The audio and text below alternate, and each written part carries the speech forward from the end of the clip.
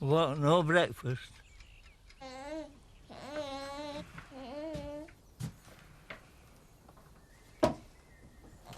What are you doing out of bed? I didn't hear Victoria cry. You'd be best off getting some sleep. I can't sleep. Well, you don't give yourself a chance. You're in and out of bed every 5 minutes. I have to keep an eye on Victoria. Oh, she's all right now. Might be better for you getting some sleep if she went back into her own room. I'll sleep in there if I'm disturbing you. No, I don't mean that. You and me, we need some time to be together. We're always together. You're always in and out of the house. No, I mean, we need time to talk about this Peter Dewey fella and what happened. Are you hungry? You want your breakfast?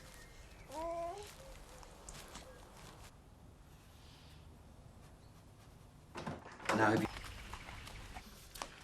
is it time to get going with those sheep, then? We'll just have another one first. If we get the drenching finished, we can put the teasers on with the ewes next week. I should be well in front then. I don't usually get round to that till bonfire night. Do you miss having your own place? I do and I don't. I miss being my own boss, but I don't miss the worry. I know what you mean. I'm beginning to wonder whether it's worth keeping a dairy herd. We lost on milk this summer. Milk check's generally what pays for the extras, isn't it? Not anymore. Still, it should get better after November, when you can sell to the highest bidder instead of the milk market scheme. It should be. But we've all been through scheme after scheme before.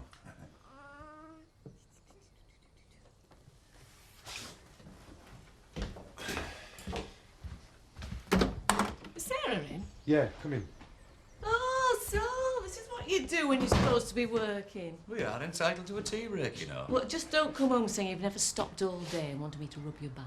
But I might still want you to rub me back, though, eh? We're just off then.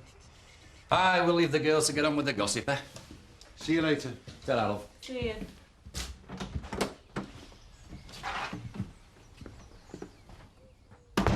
I hope it's all right, me just calling in. Why not? I thought I'd come and see how Victoria is. She's all right. Shall I make us a cup of tea? Do you mind? Of course not. I know what it's like on a farm. Get fed up with all that men's talk, don't you? You certainly do. It's nice to have a woman to talk to. That's what I missed when we were on the farm. All Jack talks about is farming. Sheep and cows, I've had them up to here. Well, farming's more a way of life than a job. It's not much of a life, is it?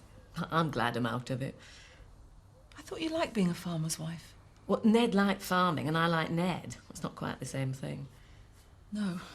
Losing our tenants, it was the best thing that happened as far as I'm concerned. I still can't believe me luck when I open the front door and step out onto a clean pavement instead of a muddy yard. I know. Shops nearby, people to talk to. Living in the village is like being back in civilization. I know. No worries about whether you're going to get a decent price for the stock or will the weather hold for haymaking. I feel as if I've stepped off a treadmill. I shouldn't be saying all this to you, should I? But it's true. Ned's always on at me to keep my big mouth shut. You're right. Farming is a treadmill, and it just goes on and on and on. The trouble is, I don't know how much longer I can stand it.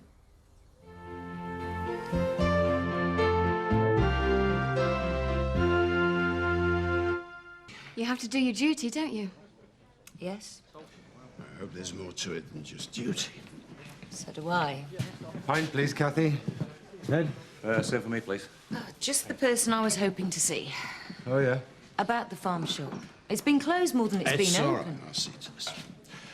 Let's find somewhere quiet, Jake.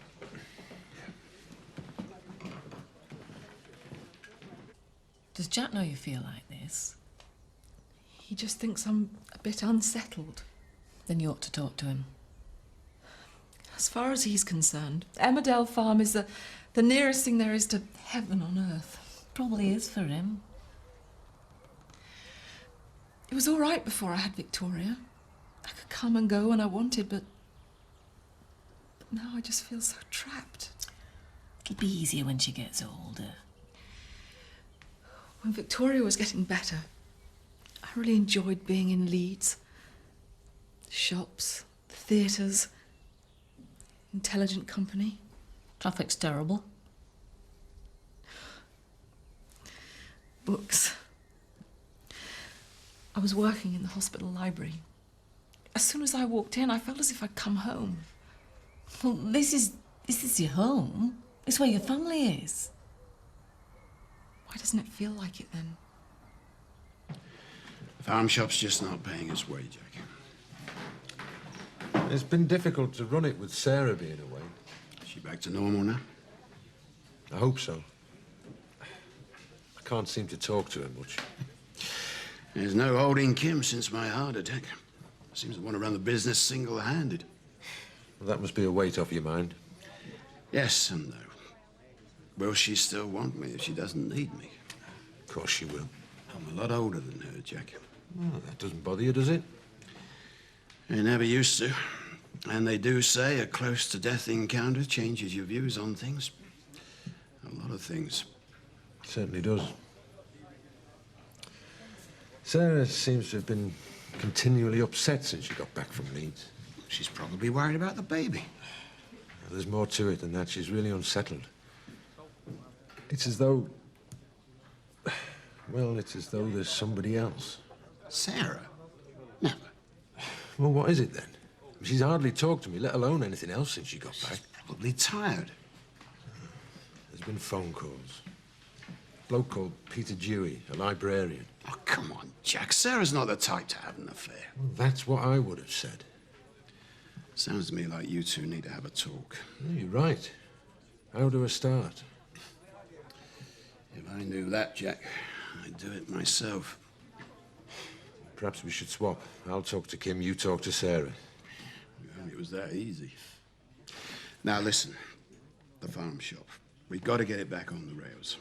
What are you going to do about it?